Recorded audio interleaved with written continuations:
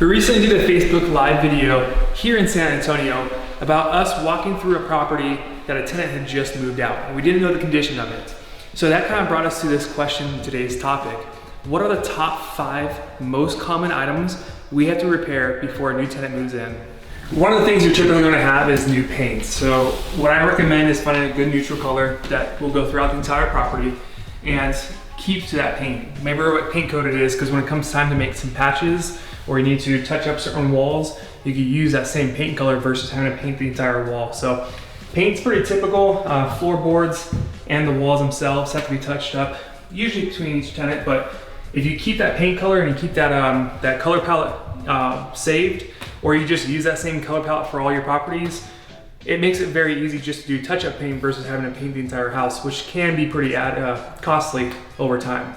The second most common thing that I usually do in between tenants is clean the carpets. And we had these carpets in here, can't see them because they're not here anymore, but we had these carpets here since 2009, and we've, every single time a tenant moved out, we went through and steam cleaned and had it professionally cleaned. Now when you put new carpet in, don't go with the most cheap, like tenant grade carpet you can find.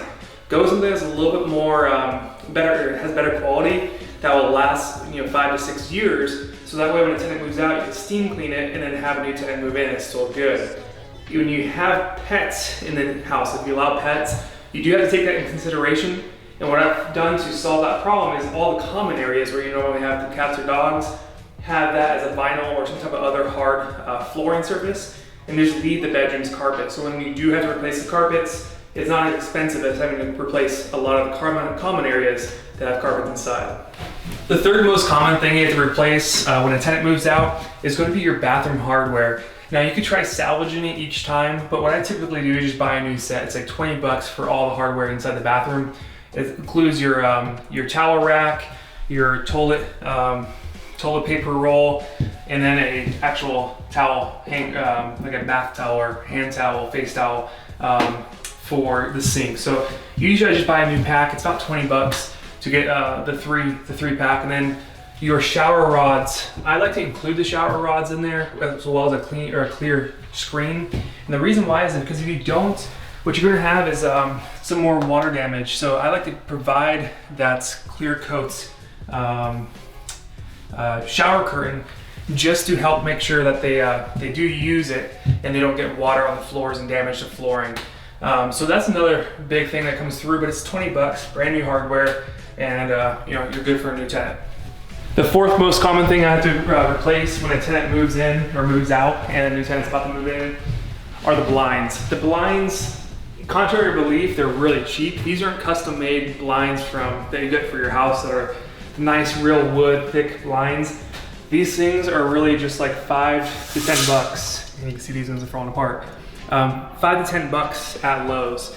So do yourself a favor. Don't buy the expensive ones, just buy the cheap ones, because most likely the cats, the dogs, the kids are gonna break them, and it's just gonna be an added cost you don't need. So usually I replace 3 or 4 blinds when a tenant moves out.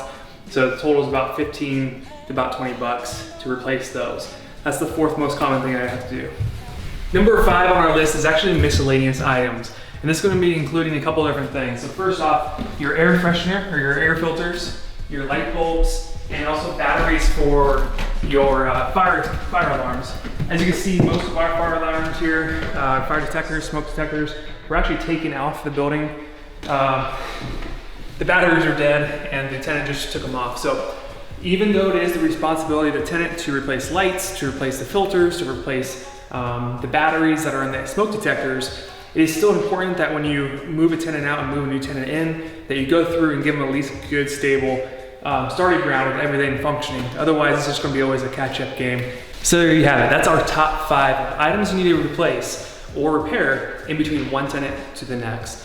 Now, it might be a combination of all 5, or it might be just 1 or 2 of those top 5.